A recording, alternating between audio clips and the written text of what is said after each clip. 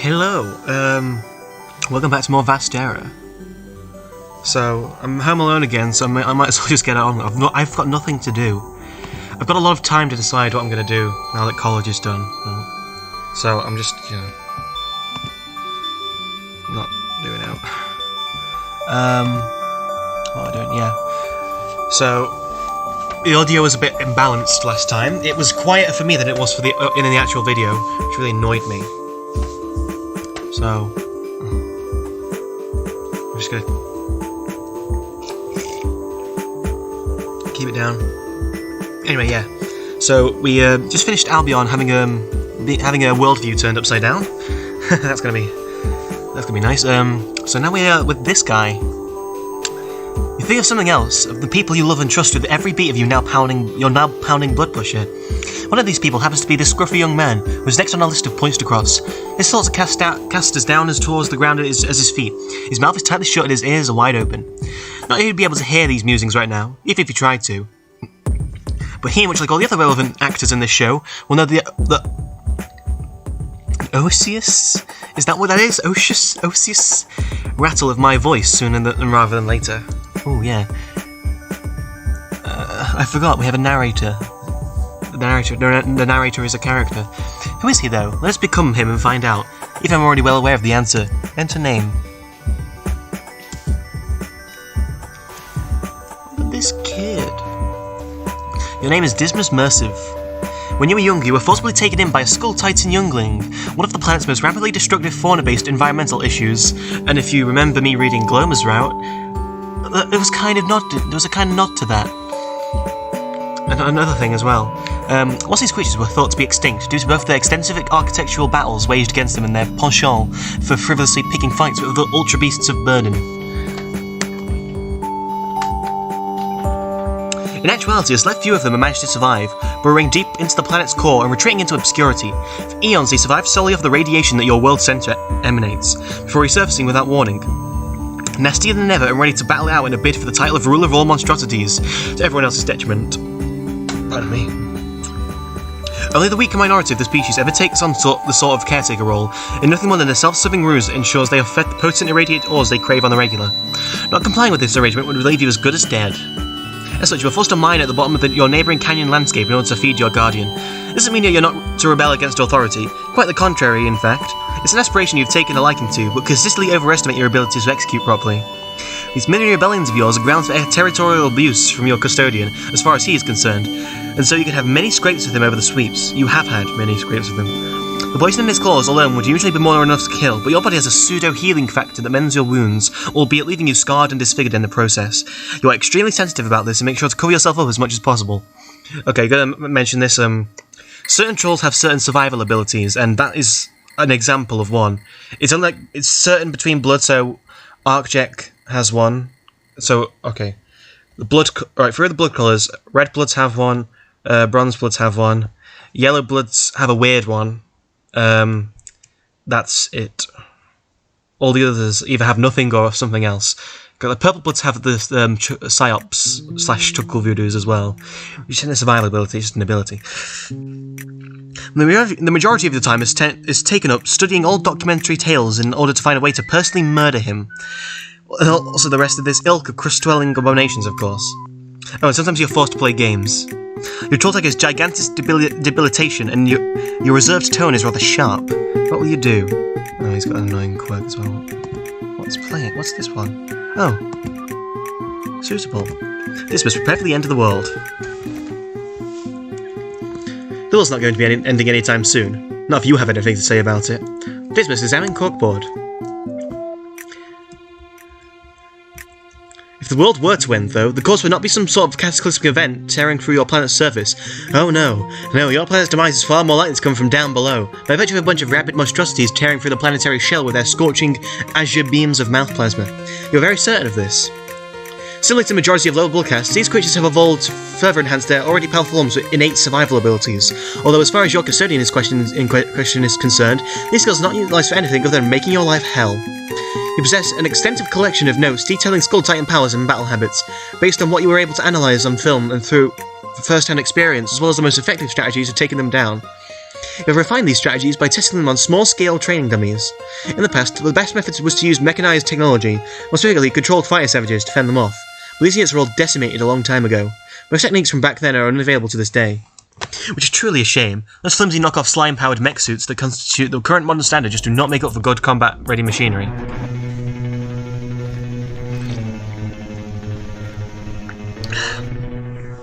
Dismas, examine burnt-out ore.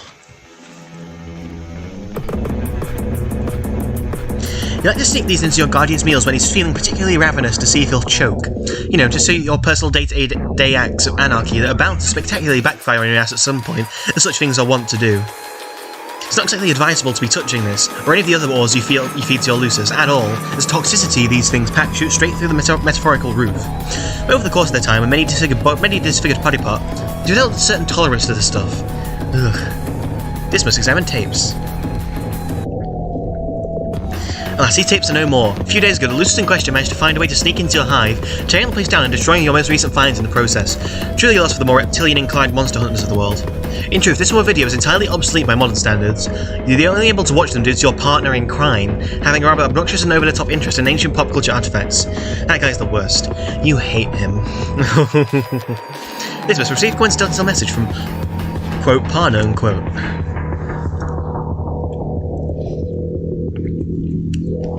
Even if you so much as think of their name, she arrives. God, you hate them. You're going to have to answer him on mobile scope while your cheap old trilobite. It's on burner phone. Nobody goes out of the way to use this insectoid tech anymore, unless they have to. Despite being much more clean and compact, mobile scope somehow manages to be just as bad as the original program, which you can't even use anymore after you created a theme titled Lizard Slaughter Litany and proceeded to crash your entire system. You have a rather bad habit of fucking things up for yourself over and over again, on any constant basis. It's kind of your thing. Oh, okay. This would answer United Kingdom, unclassified kahuna. Well, okay, what was my UK voice again? I know it was something funky. Definitely not the Jersey accent that they have. Okay, alright, Mr. Three-Star General over there. Let me just go ahead and give you the word of the moment, so we can keep things nice and clear without going sack deep from the extraneous pissy shitty. We got a film to shoot, and this is important because it's going to be a generational winner. Worthy of planetary critic call its own. Which I know it'll be lucky enough to be getting momentarily. So that's why, once again, you're gonna need to be putting the bandito out of the wild west into your ass into your head. This is the last time we're gonna be able to really shoot on location, and I want these moves to be rancid nasty. Even out of my way to lure out a co-star for you, and I want to make sure I get served some primal failures to further ruin. And you know, you're the official candidate for my 12-12-6-6-1-1 Ed Terry Gillis Statue Award, bait. Oh, I'm rating them surprisingly well. No, I'm not going outside. Your lame pseudo-critical shooting session can wait a little while. I had a look at the shit lizard out not too long ago. You could probably guess the kind of attitude he was sporting after that. It was the pretty fucking livid kind. I can still hear him scratching around and trying to make a scene every once in a while, so I'm not interested in getting in his way anytime soon. Staying put is far more compelling from where I'm standing, which is inside the hive and will remain that way for the foreseeable future. So please, kindly fuck off and ask me again later. How am I reading their quirks so easily? I don't know what the fuck's wrong with me.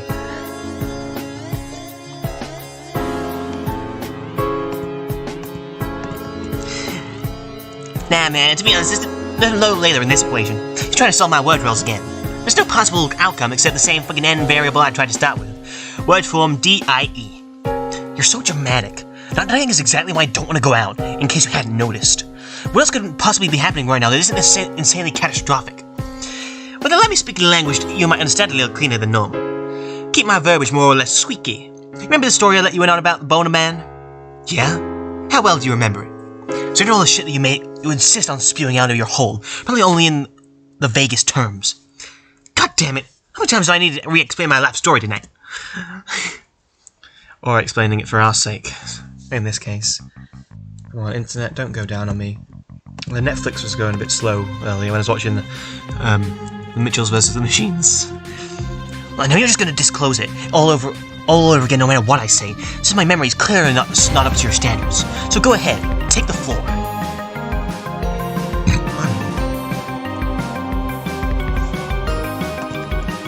So, I made a bet myself about 9 psychopaths and some change. A small bound hustler on the move doing anything anything he could to pull a stack from the waterwork and make a quick pelf off the stupidest fucks this side of the coast. You got to know me as a virtua poker man. But as a shark's got to learn how to start swimming somewhere. When I was bottom feeding, all I knew to bank were these busted up rock pitch dioramas embedded underneath my aisle. Bunch of hoppy amphibious croaking weirdos I'd never seen before. Some intense spin patterns and flowers in there too, but I didn't care about no purpose, no rhyme, no reason, just chips and dinero. Till the first appearance of purpose slapped me in the face. This little place nature was unknowingly set up. That was the morning I ligament struck into the bone zone. They are so fucking hard to understand. Just think, in the old version when the writing was different, hadn't been rewrote yet. Oh, she was a nightmare to read. Oh, I just cracked my fucking finger. Oh god. Ow. Okay, yeah, I intimately know all about your past gambling shenanigans. There's no way for me not to, seeing as how they were a major part of my own problems in a better portion of 2 sweeps. I may not remember the exact details of the random filth you tell me on a daily basis, but I'm not forgetting the shit you forced me to do back then anytime soon. These are marginally better nowadays, but honestly, it's personally hell I'm living in. It's a personal hell I'm living in.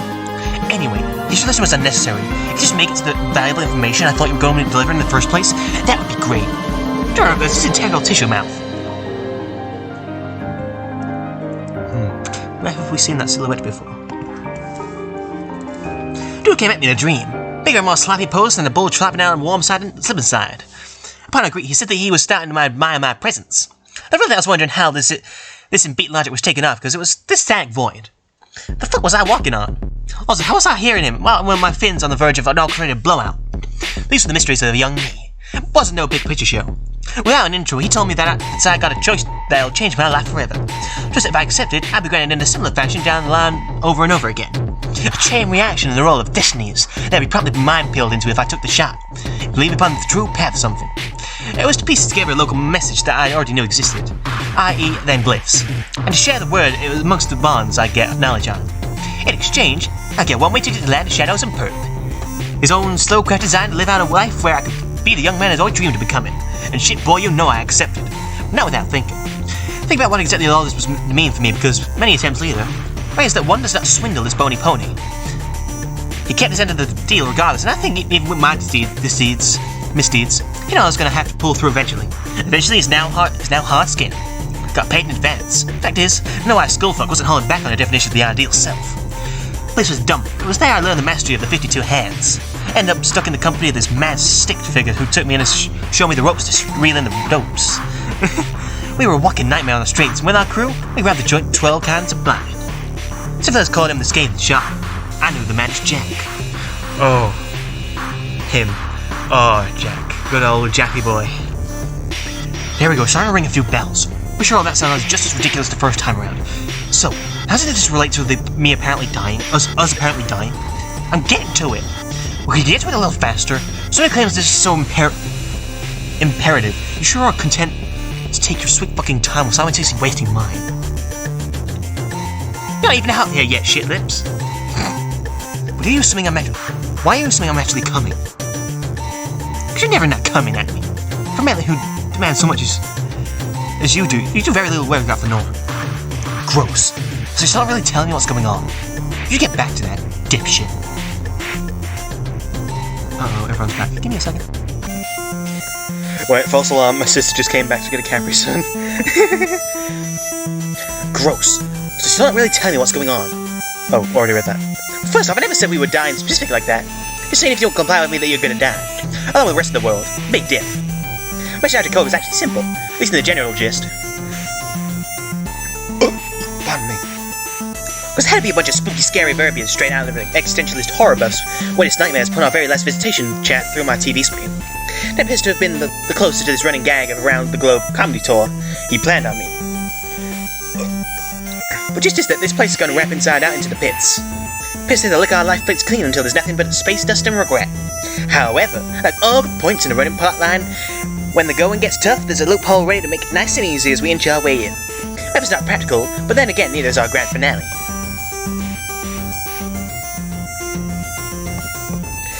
If you're the only one who has all this exclusive know-how on the situation and what to do about it, why exactly do I need to be involved? Can you never deal with any of this shit without dragging me along for the ride? What are you about to force me to do for you this time? What I'm about to do is save your sorry ass another halfway from the cycle along with every other one of you sorry sad sacks of mass contractions. We're fixing around the loophole all the way out this rig. And you're gonna be the man that gets me in the full deep into the mess. That soon you'll be just like me. All of you will. But as of right now, I gotta push the direction of the man. But don't you worry about that. Got thousands of gears of progression. I got the majority of the clan shoved in the pile. Right now, though, I'm setting you up with your life, with your dream life, for a dream life we're gonna share. Better get here quick, D. I'm almost out. This better be worth it. What's up? Fucking Bootron. This was not worth it. Come on, don't play with me like that. I got at least 3 things that'll make all those few minutes walking mad intrusive word jumbles all worthwhile. Here, I'll even give you the first deal on the spot right now. Bam! 1, 2, 3, 4, 5 in the sky. Or at least 4. Hit it just like in the olden days of me and you, Of course, it won't be the same, because it's not the routine hours spent in classic maneuver we used to pull. But it's the thought that counts. The thought and the hand. Oh, fucking hell. This is what I mean when they're fucking hard to understand. No, nice, huh? Oh. Right. Now I'm feeling the beats. You're pulsing my way loud and clear. We are scaling the wall out of the past and heading into the future. And the future is bumping. Okay, now you're just crapping me out. This is tradition. You can't just call off tradition. It's tradition's tradition. I got no shenanigans prepared for this. All I want is a little skin. Pig swear. Where you launching them peeps? Shout me a hell yeah. Give me that finger. Let's truce on it. Sure. How about this one?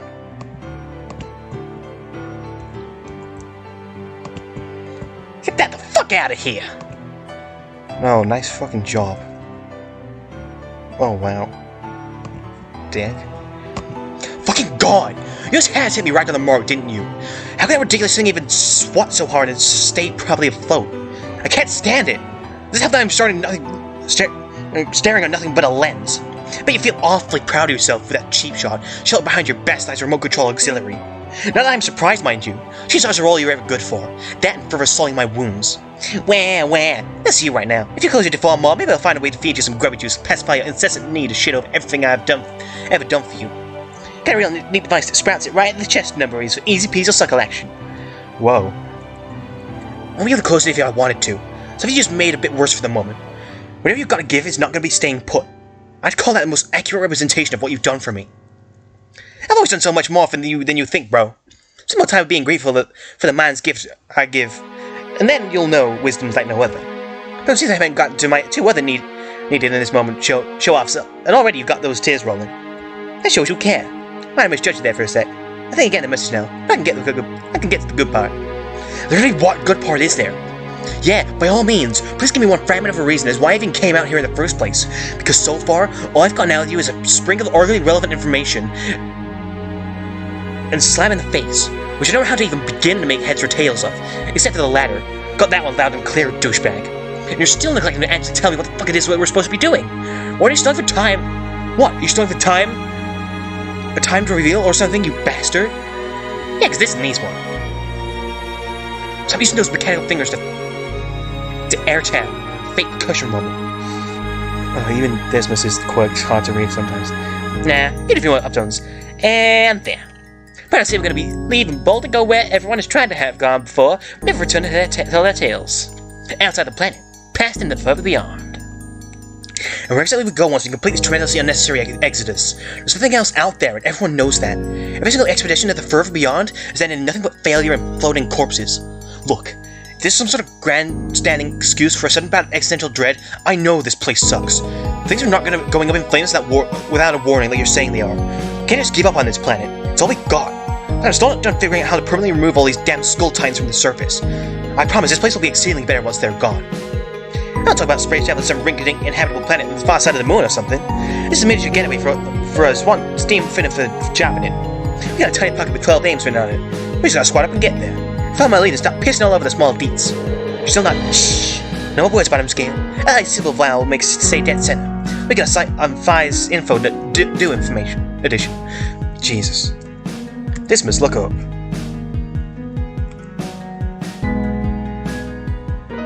Uh-oh. look, there's a hope symbol. Interesting.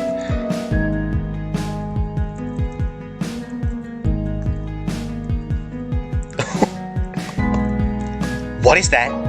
A prophecy being foretold. I've been talking about this whole convo. I still don't understand. Well, you'll get one less sec to think on it, if you can even do that.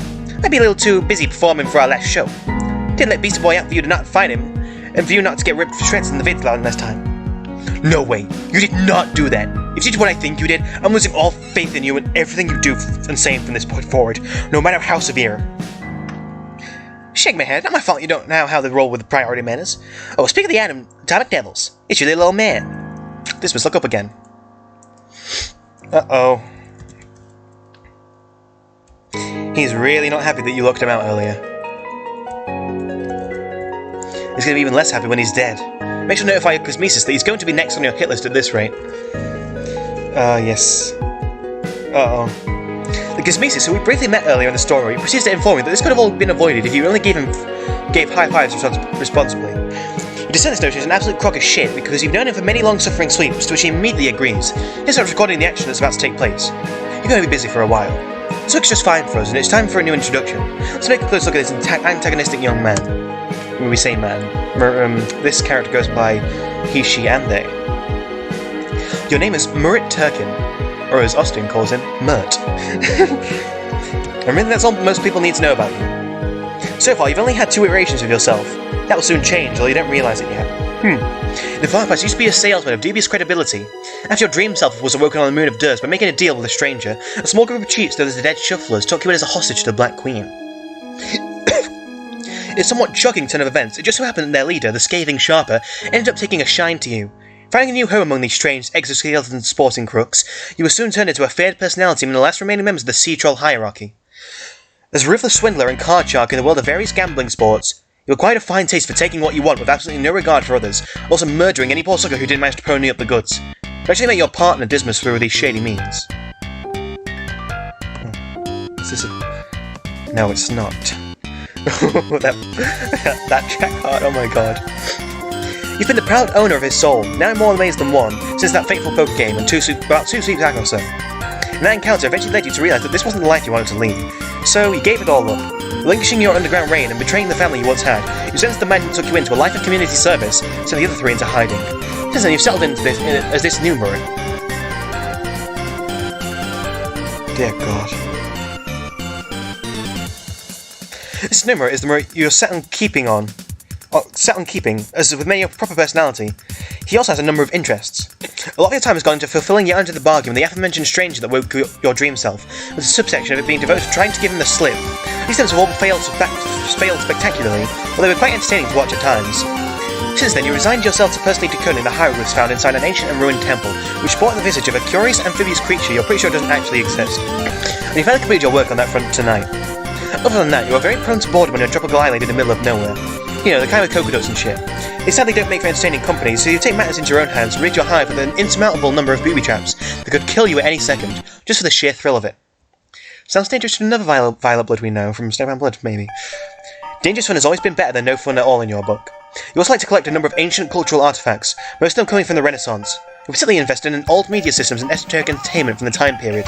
This collection is proudly displayed on your also lovingly procured set of television and videotapes, the entirety of which you leave running on something at all times, all at once. As a bit of a side hustle, you might also manage to modify the technology you come rather well. Many of these objects have been turned into monitors and drones that you use to keep tabs on your friends. You enjoy waiting for them to fuck up spectacularly and then record these moments, so you make surreal comedy mashups of their misfortunes. Despite the fact that you post these everywhere, we ensure they are accessible to you alone. Anyone who clicks on your video links is subject to a hot load of obtrusive redirections and nasty viruses. Really, I like to think that your best attributes are the dedication you bring to all these hobbies. When I think it comes even close, however, to the sheer magnitude of effort you put into showing your affiliation with erotic countercultural art pieces. The hentai art movement in particular made a lot of waves during its prime. What the frick? What the frick-a-doodle? Well, we're not going to dwell on that. Truth be told, this didn't start as a general personal interest. Rather, it was a response to another's interests, a countermeasure to show him how utterly shitty his beliefs are. And sometimes, in order to really prove a point, you take the extra step. Countless hours of research, reading, watching, and going as far as to make a dungeon of solitude in relation to it, all to make the guys that much more believable. That much more believable. It's got so bad that you're not even sure if you're still doing this facetiously or not. Other people don't need to know if you're being honest, and neither do you. It's all part of the show. You're talking as unclassed kahuna. and you speak a stanky matter that no one even gets. What will you do? Murray, fondly regard past Murray. Look at them, it's the Dead Shufflers. There's actually several things about this panel that feel off a bit to me, but I don't know. It was faster, it was still early. So, this is the aforementioned Jack / Scathing Sharper, and these are the other members of the Dead Shufflers, who we will learn more about, actually. They are very important to this story. But yeah, basically they took Murray in on Durst, and if you don't know what Durst is, I can't really explain it because Homestuck shit is complicated. What is there to fondly regard? Murray, examine copious amounts of shades. This is your shutter shade collection. You have 52 pairs in total, and you like to switch them once each week per half-sweep cycle. They're a staple of your wardrobe that subtly hints at the hidden depths of your personality, keeping your eyes open, yet concealed from onlookers at all times. No, as if. You enjoy the simple pleasure of being kind of weird. Your idiosyncrasy is carefully cultivated for maximum aggravative potential. Your friends love it. Murray, examine Launchpad. Hi, it's me. Is there anybody around to pick up? Oh, also, my last video got a fucking copyright claim, because one of the videos had like a sampled song in it, so that kind of annoyed me. Not that anything bad. Bart! Bart! It's Bart! You frequently use this thing when you're working on your video mashup collections. Really brings it all together. That's the power of wacky effects in deep frying. I actually lost my deep fryer recently. I broke it. But we're getting the better fryer, you know. Well, if you know, you know. Each button has a specific function attached to it that messes up the video for something fierce, or there's something more, or some form more on the useful side of things. This one, for example, is just a long clip of someone screaming. Please press the button and listen to the anguished wail for many minutes. Murray, examine mysterious ancient entertainment hubs.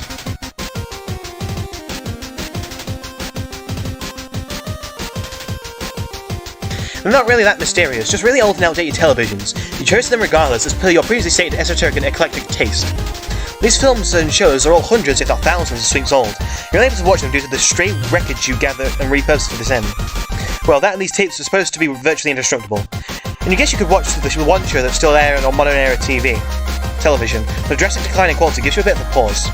On the other hand, you like to leave the good shows playing on repeat, once that you contemplate your own existence as much as you contemplate the workings of the media itself. Murray, examine Dismas body pillow. What? Oh. Listen, my what's all sarcastic. I know what this all is. I'm just doing it for that effect.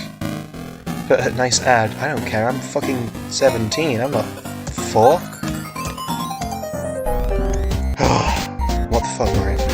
The absolute pride of your entire collection. You made it yourself. Oh, of course you did. Ordinarily, this sort of thing would be used as part of an imaginary physical courtship ceremony, but you and he have long since crossed that particular bridge. You just like having him around wherever you want him. Oh yes, I suppose I could explain what that means. I've brought up quite a few terms that have been left unexplained thus far. Let's get that out of the way now, shall we? Explain species mating procedures. Feelings and how to destroy them. Huh. I don't really know what it is about this particular panel, how this has any relevance whatsoever. I'll keep the social aspect of this relatively brief, so I'm meant to be returned to it at a later time. For now, all you need to know is that the species' traditional relationship conventions fall into 4 distinct categories, or quadrants of similar yet varying romantic notions. They are represented by easily recognizable and colour-coded symbols. These so-called quadrants are matridships, moral allegiances, auspicisms, and kismicitudes. Butchered those, probably. I don't know. I don't fucking know. Pardon me. Yeah.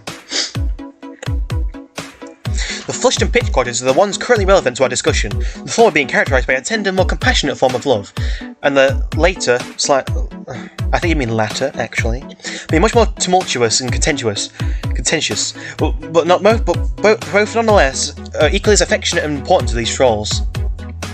What remarkably sentimental band of creatures they are.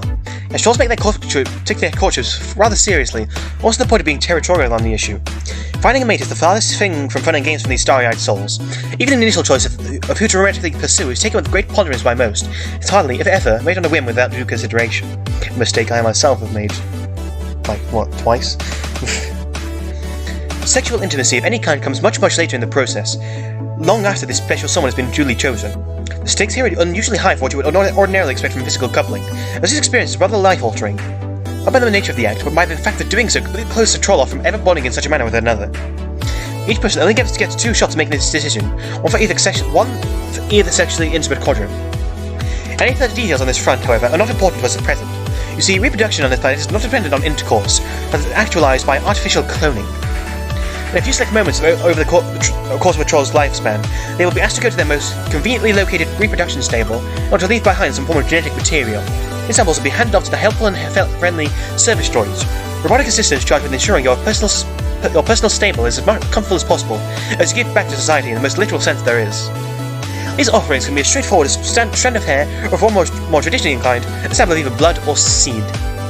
After receiving the genetic material of choice, the droid then transfers it to a classified facility. It will be stored until it is time to mechanically pupate new younglings, grubs as they call them. These grubs are crafted to be similar, yet different from their precursors, carrying their lineages and symbols back into the outside world once they mature. The precursors in question will then be known as the newer generation's ancestors, and it is customary for them to be long dead by the time their descendants have hatched. Obviously, we know there are a few exceptions to that rule. Oh, hello. Whomst the foomst a yoomst. Well, we know the name of this character, actually, from Glimmer's route, but we won't get into that.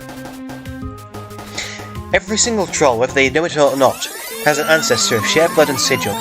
Lineage records usually kept quite laboriously throughout this planet's history. They must have been lost to the sands of time by now, due to the general structural decline the site experienced on its waning sweeps. It should be so easy to know where you came from. Any child who wished to find out about their ancestry could do so without much effort.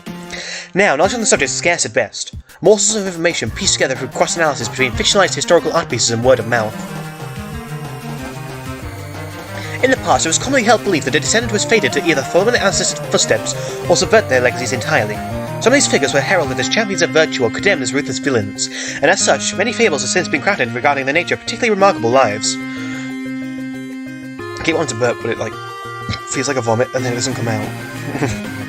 Figures that broke the mold of importance one way or another, their actions crystallizing into fantastical epics and permanently etched into the cultural consciousness. But no story ever comes from a place of complete fiction. Our 12 main actors' progenitors stand as special cases in history, as their descendants will also be, provided everything goes according to plan. These ancestors all have a significant hand in crafting the new era their world has ushered into after passing, as much as they had a hand in destroying it. Key pieces set certain events into motion, usually were regretfully necessary. The tale is one that is commonly referenced, but never truly grasped in its entirety. An unfortunate consequence of technical inaccuracy is tinged by personal bias, and lots of reliable information on the subject. Do not worry, this story will also be pieced together as we go along. It does feel as if I'm forcing too much information on you right from the start, doesn't it? I apologise. Much of exposition is quite necessary here, however. There are a number of things that would not make much sense if you not be given the courtesy of a slight pre-briefing, even if some of the broach topics feel all too familiar. Oh, I can tell you're curious. Let me give you a small hint then. I remember these words from earlier. Take them as a sign of all things to come and not as what has already been. It all has something to do with a curse by blood. Now, let's pick up where we left off. Murray, check on Dismas. Check it on Dismas. Oh yeah, he's doing just fine. As always, you're giving you the best footage you could possibly ask for. The creams of your crop like a match made inside a virtual poker now. I can hear him yelling at you through your feed, demanding you answer him right now, good for nothing bullet-brained old motherfucker. You decide to indulge him by turning on your base articulatory operation body drones, boob drone, auto-chat system. The specific drone continuously states anatomical facts relating to troll chests. He doesn't seem to be very fond of it. You can tell by the incoherent, angry growling. Murray, checking on the blue guy. I wonder if we've seen him before. Who knows? That's some freakish imagery. Jesus, sprays. Checking on the other blue guy. Nothing out of the ordinary here, which is exactly the problem. I think that with the amount of time he spends collecting various corpse parts from the parasitic undead, it would have resulted in at least a couple of yucky-worthy scrapes by now. It's never anything other than some light thriller melodrama fusion with him, though. It's sad, but not the kind of sad you're in the market for. Mirror, examine colourful cube. Come on. You've written this rudimentary puzzle toy into a weapon to be used against none other than yourself whenever you venture into your underground hall traps. Moving the sides will, in turn, rotate the various walls of the expansive room at different angles, using the passageways that house a wide plethora of rigged devices that lie in wait for you, ready to unleash chaos on your ass. The goal is always the same, though, to reach your beloved hentai dungeon. Oh, Murray. Before you can get properly enraptured by your own toys, you remember that there is a plot you need to keep moving along. And your first order of business is that regards to answer the 2 friends you've left on the back burner as you took part in your hilarious antics. Is one of them really a friend? Is this? Wait, is this? No. What the fuck is that? I don't know.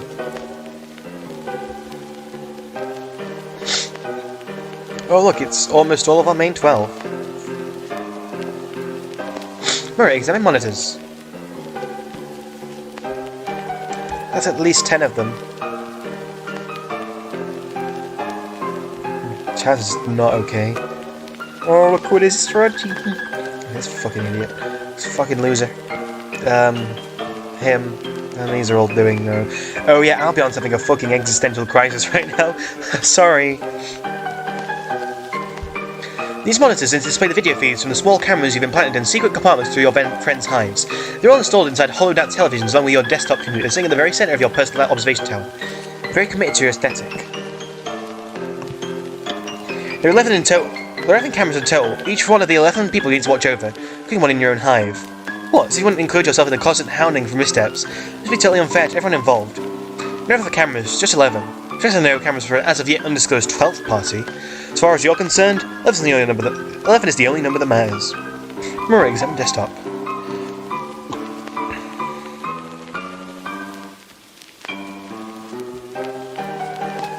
Great. It's hard to see. There's a lot of scantily clad anime ladies. Your desktop is a hodgepodge of toolbars and obvious spam that you carefully cultivate in order to slow down anything you try to do. You also use the worst browser you could find, Galena, because you're no coward and enjoying the surfing internet on hard mode. Score famous Tip-tastic temptations. You think this is a custom-made theme, given your now twice aforementioned eclectic tastes. Unfortunately, it is not. Fuck's sake, Murray. Not unfortunate for you, that is. Well, certainly unfortunate to everybody else, including myself currently. What regretful turns of fate your plan has taken to leave us here. Regardless, you left a rousing game of Anthropomunicipality with your friend earlier. Blue Dog must be wondering where you went. Murray, answer Blue Dog. Will's artificer began trolling Unclass Kahuna. Why is it always all in blue when it's Blue Boy? You alive? Nah. Oh, alright. Let's just lay down or something. Hey, whoa! Can't just be sleeping on people on this here night. You know the drill. It's game time. It's been game time for a while now. It was great. You vanished and left me all alone. Sort of ruined my flow. My fucking god, you why this many lungs? You're the only one with a real deal know-how on this front. I thought you were still aching on small potato fried pseudo-fields. Better into games where you flap your arms in the barren void, flipping to the undertoned furnishings. It's my favourite kind of game. We get a big deal of starting to be pushed out right from under us. I actually played that game with a friend once. That was funny. Talk about these big deals in games. Now, why is these such an alternate words for things like, say, harassment? Or chasing flights of romantic fancy? Either depends on what you want to call it in the moment. Fucking for the same time. Woof. Whatever, did you see him tonight? No. Don't know why. You should have been here. My personal life is going to take a short snooze. It'll be worth a quick check. If it doesn't happen, we should leave the dreamland before everything starts getting hectic. Gotta bring them the papers, I'm guessing.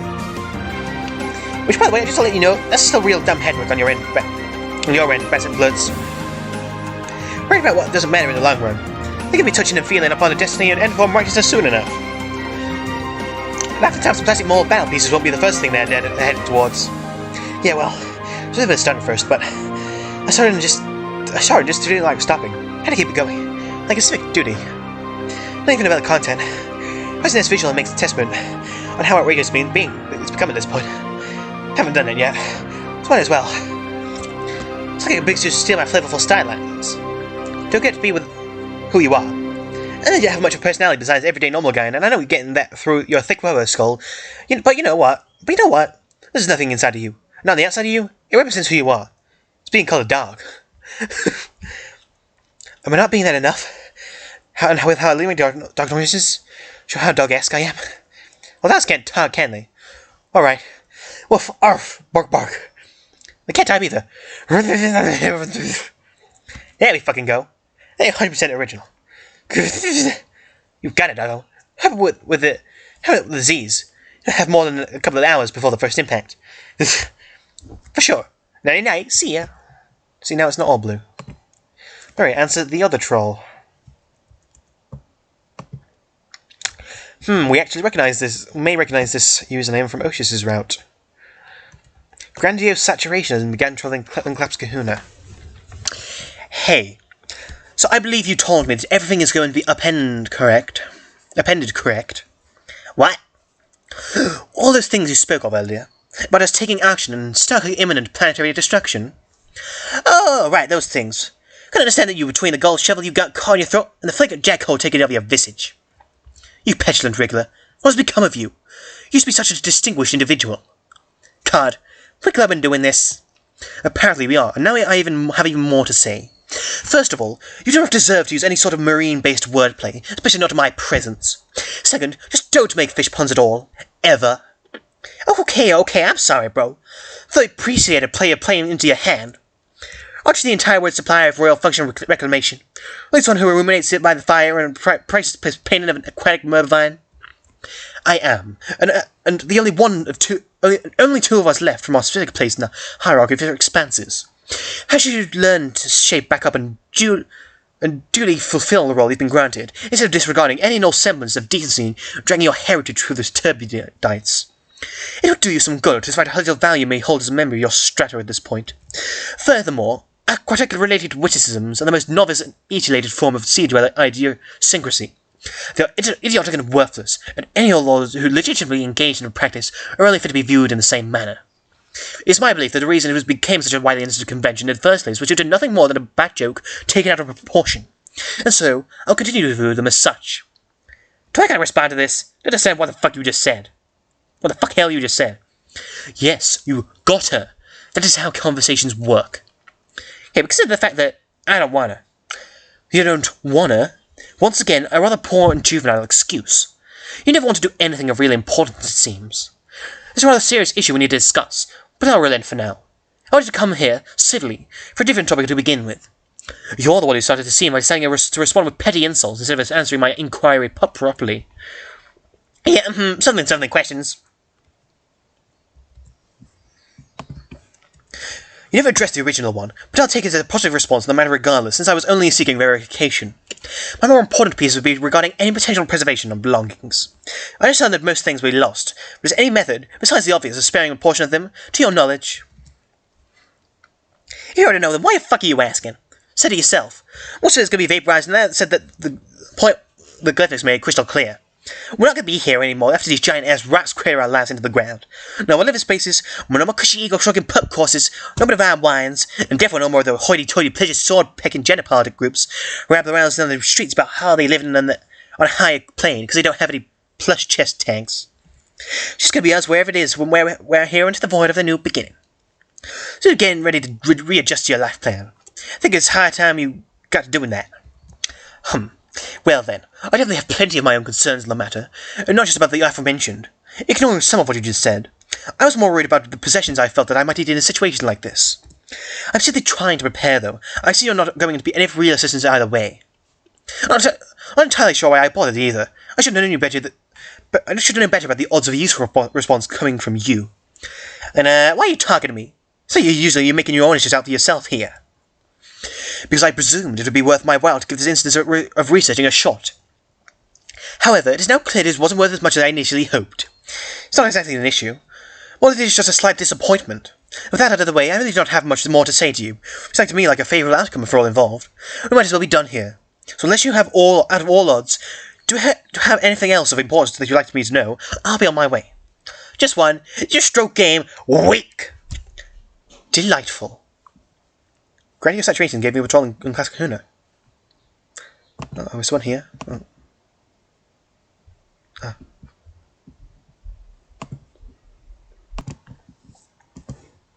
Rocky back. Oh, no, not that. That is not Vastera related in the slightest. Remind yourself of what is important. Oh.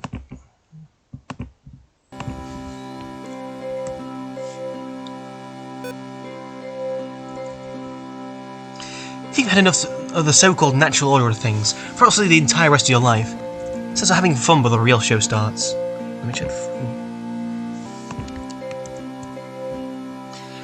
So your part is over for the moment. As we see your little thrill-chasing detour, we'll have to move on to our very last introduction in this section. Let's try being the blue guy once more.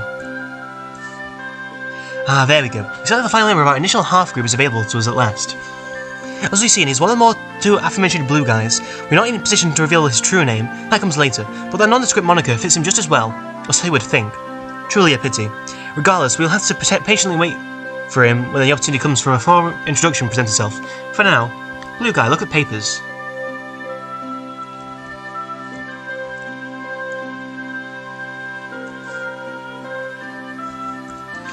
You've just finished your time-honoured tradition of nightly news fetching on the golden moon of Prospect. The actual delivery is still to be made, but it occurs to you that you should take the moment to go over to the papers before you pass it off to him. This place is practically a second home to you at this point. The least you can do is keep on top of local happenings. You share this moon with the 5 other slumbering members of your group, which local inhabitants have celebrated as heroes for countless eras. You're all supposed to be waking up soon. Taking a look at the printed information in your hands, you notice the customary guesstimate of your friend's eventual awakenings. A very handsome picture of yourself with a nice press operator who spends most of the time thanking you profusely for... oh, you're not sure what, actually. Just being here, you suppose? He seems rather grateful for whatever it is you seem to be doing at any rate. There's also a headline that worries you a little. Ah, that one. Blue guy, ponder worries.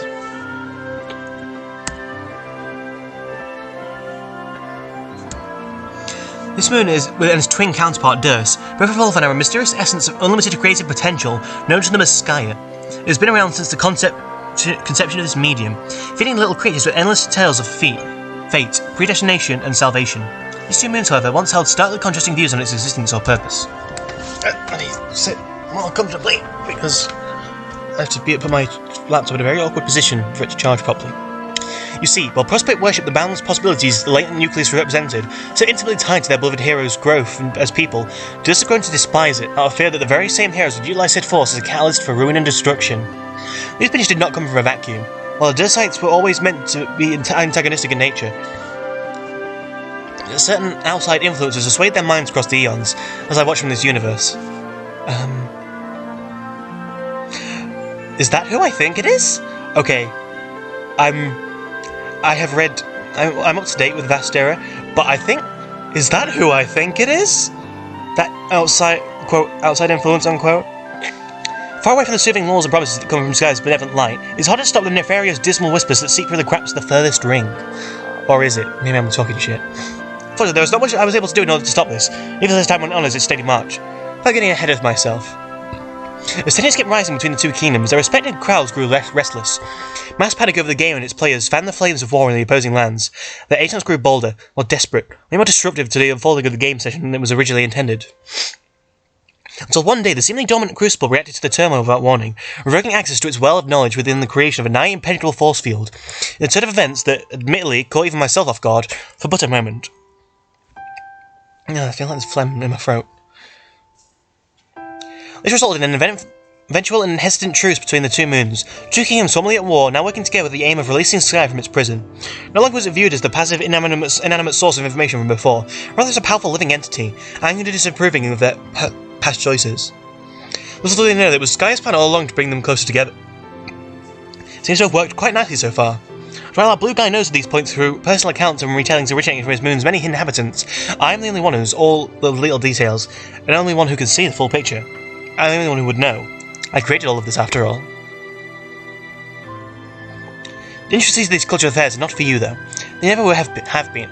Really, you're quite firm in the belief that it is usually none of your business what happens to anyone other than yourself. You prefer to remain a passive observer rather than an active participant when it comes to most quandaries, whether you're directly involved in them or not.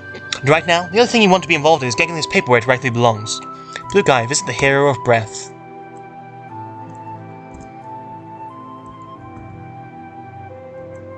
Monkey's out check.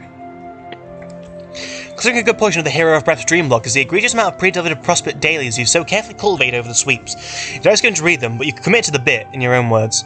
And joke value aside, he could very well gain some valuable insight in the inner workings of Prospect, Durs, and the medium were he to ever look at these.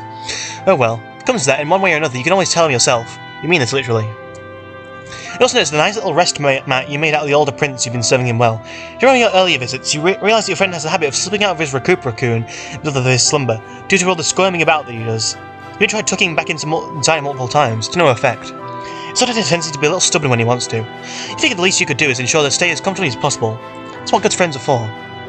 Blue guy, make your delivery as is usual. Maybe she could have been here with you from the start. It would have made him a little happier. Oh, what? Huh. Whoa, easy boy. You're just going to go ahead and leave now. Just forget that happened entirely. Alas, I'm afraid like things are hardly ever that simple. Some memories tend to linger whether you want them to or not, cropping back up in the most unexpected of moments. Like so. Oh. Was my abrupt appearance a bit of a surprise? I do hope it was. A certain number of unforeseen twists and turns keep a story engaging after all. I'm looking forward to our eventual re-meeting, since so very long since we last spoke. We have a lot to discuss, hero of space. You'll still be the blue guy for now, though. I, on the hand, will be white noise, and we will get through this act together.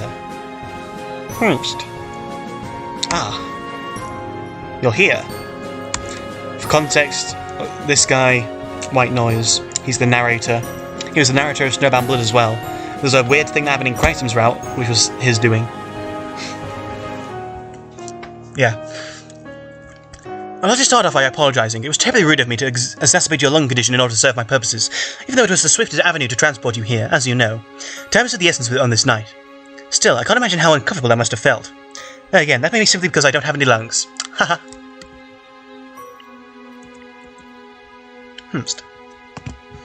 It's fine. I'm used to it. Why now?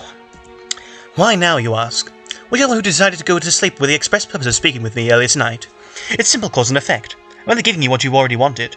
And truly, I've done nothing but to give you what you desire. Have I not? Ever your timeless servant outside of both concept and causality. But I forget my place. For you there's been a great passing of time since we first made our deal. I think it's been long enough. Long enough that you have grown in both height and profundity.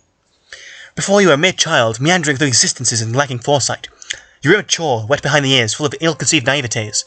But now you are almost ready. I won't draw near for you to fulfill your end of the bargain. Yeah, I was kind of expecting this. Just meaning it, really.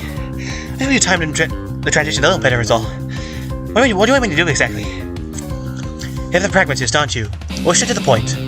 No time at all for the flowery prose coming from these old bones. You intertwine yourself so effortlessly with the others, in spite of how boisterous or acceptable they may act. So accommodating, so generous. If you want to do the same for me, just this once. It's a mutual habit of ours, rushing to aid others without a second thought. After all, the roses of our inner lives tend to remain unperturbed whenever we prioritize haste, which will linger on the messy personal details, wouldn't you say? Perhaps we should take a moment to ourselves. We'd learn more about each other. Doesn't that sound nice? Go ahead, ask me anything. Oh, alright. So how do your skin? Is it just, like, lying around somewhere? And if so, do you, need it for anything? Can I have it?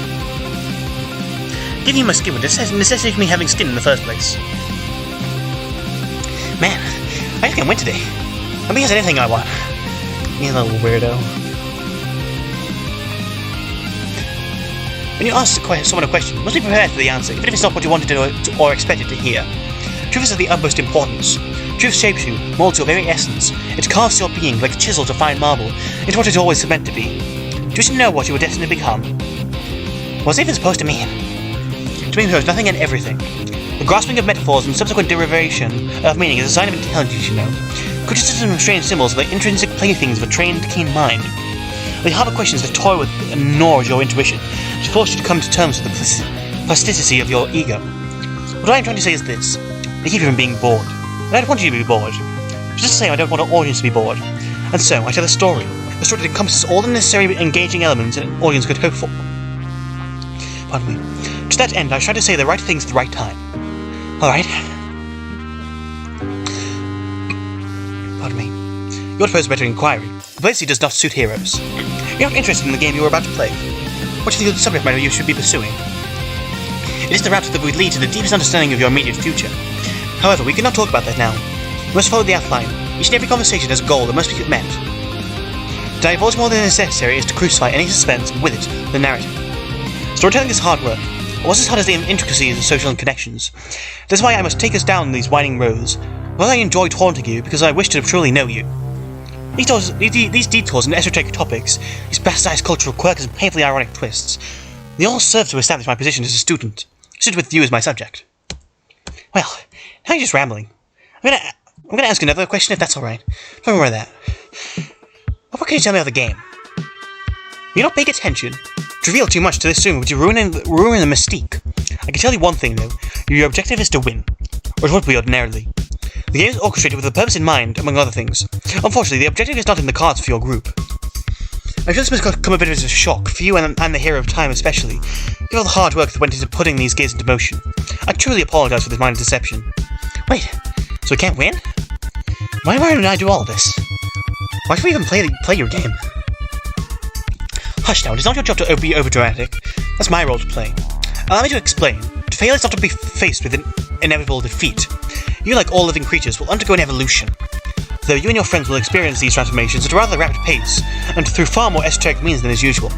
Also, you may become superior versions of yourselves, better equipped to effectively face the trials that lie in front of you. As you hear them say, try again, it undoubtedly applies here. We've simply taken the necessary precautions to ensure you get your chances to do so. Alright, fair enough. If we're all going to get another shot after we fail, I can handle that. I'm just confused. Why is a game like this? It's just a guaranteed risk of repeated failure. Would it be easier to pick something simpler?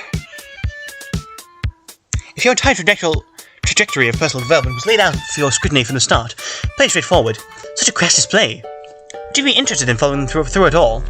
Knowing you, I would guess not. Attention spans are not naturally long, but predictability only shows that which is already unsatisfactory. You have lived for many sleeps already, but how so? Without queries, without debate, what protest and indignation or idle imaginings of the possibility of the future? You go about your routines, rendering yourself a slave to whims and mere circumstance. You pretend to be satisfied. Why do you do this to yourself? Conscious beings should not suffer with no payoff. Should not endlessly toil into the perceived dogmas of others because they believe that is what is required of them. You should not stagnate. You must orchestrate your own machinations in such a way as to create an offer that cannot be refused, so to speak. Something so enticing that will act as your personal foundation, a suspension to keep you from falling flat, elevate your character to great heights. These are the games you play. They spit in the face of true challenges. They are bred in circuses. You're not looking for fun, discovery, companionship, or at the very least, shenanigans. I don't know what I'm looking for. That's why I took you around for in the first place. How long have I been reading? I have been reading for about an hour.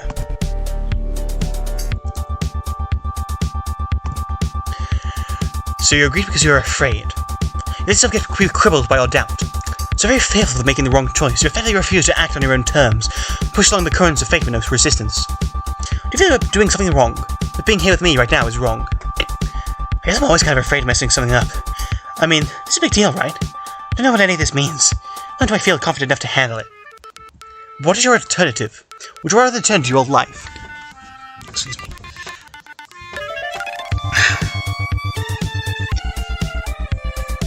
Would you rather live out the rest of your days stitching your bodies back together, who gets hope that this next one you find will not be someone you care about? Look at yourself. In this tale I weave before you, it becomes clearer that every word that you care deeply about are those who do not care for themselves. Death is familiar company in the world you live in, and healthy minds are few and far between. Without this deal of ours, the cycle of existence itself would be broken by a force of total annihilation. You're far better equipped to handle this than you know, maybe more than I know, simply because you have no other options. You are, in many ways, at the end of your rope, in much the same way I'm nearing the end of mine. Taking these words of advice and nothing else, there are some instances in life where it is blissful to be ignorant. True understanding can beget torment from the mind, leaving the initiative at the mercy of atrophy. The more you understand, the more difficult it is to act. We cannot risk indecisiveness when so much of it is at stake. Just remember what I have told you. The rest should become clear whenever it needs to be so. To be honest, that freaks me out a little, but I also don't have much of a choice at this point. I have to make a promise.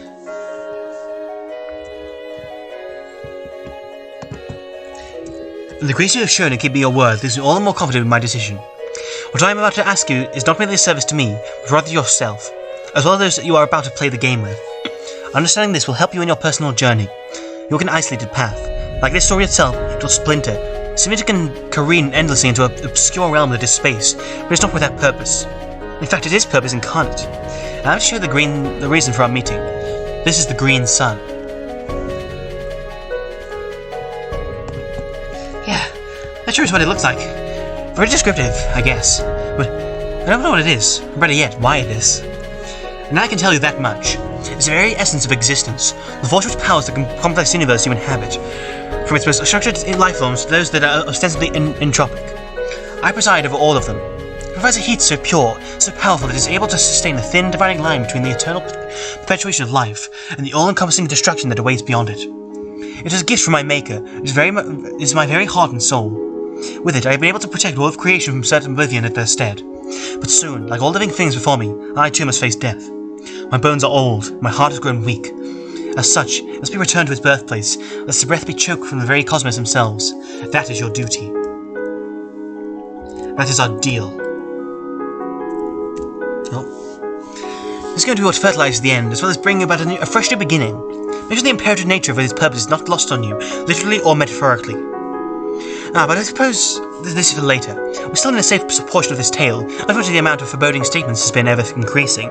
The gravity of your doll is yet to truly settle on our shoulders.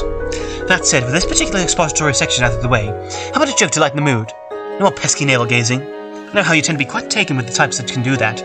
Those who laugh it off, do not worry over much. Almost as if turning your gaze inwards causes discomfort. And you seek to alleviate that somewhat. Oh, I seem to accidentally veer toward introspection again. No, just suppose that last line set me up for comedy. There's not much here that calls for laughter, if I'm being honest, or anything that allows for some sort of wisecracking explanation. Such are drawbacks of being a lone mouthpiece of existence itself, residing on my own inside a bleak, fuzzy void. I'm reminded that I've made a delightfully oceous puns and props I was planning to exploit later. Perhaps I'll make an exception here, just for you, and apply some of those bit ahead of schedule. I have to admit, this current visage I'm borrowing lends itself extremely well to a certain brand of visual gags and cheeky turns of phrase. It amuses me greatly. Now, if you could stop making all those odd sputtering noises. Oh, that's right. You're supposed to be asphyxiating now. I really don't know what I can do for your real body, as physically discomforting as this may be. Such is the beast dictated by the will of narrative flow. In this specific case, taking the form of quite a literal fickle beast, I must dance to its ever-present tune. It does sad to me that you can't stay here longer, but I very much appreciate the company. You've always been a favourite of mine, you know. All of your friends are. Well, I suppose it can't be helped. It's about time you woke up. A cannot farewell is all I will part with. I shall remain here, and as always, I'll be watching over you. What has come to me? What has come to me after all that? For pertaining to the number 12. I believe that at this point it's quite apparent that the seemingly arbitrary value holds some form of importance in our tale. Do the two digits, when placed side by side, are thought to be the perfect number.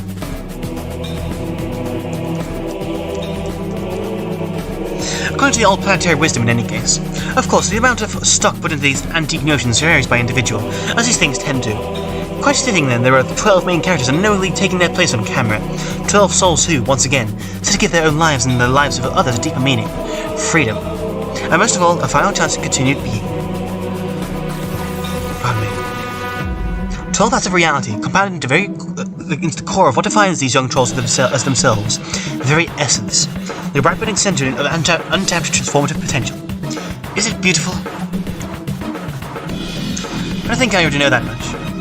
Didn't you? In any case, it's time for us to return to our scheduled viewing. And it's finally time. We should get better acquainted with this elusive blue guy. I find myself back into the proper context for this introduction. But unfortunately for you, I'm ending there because I'm getting tired again. So, yeah. Have you been enjoying this all so far? I know it's very different from Snow and Blood. But yeah. It gets better, trust me. It gets a lot better later. So, thanks for listening to me. You know, read and shit, with my British lack of an accent. So, thanks for watching. I'll return to this later, tomorrow, actually. Can't bother now. Pretty late. So, yeah, bye!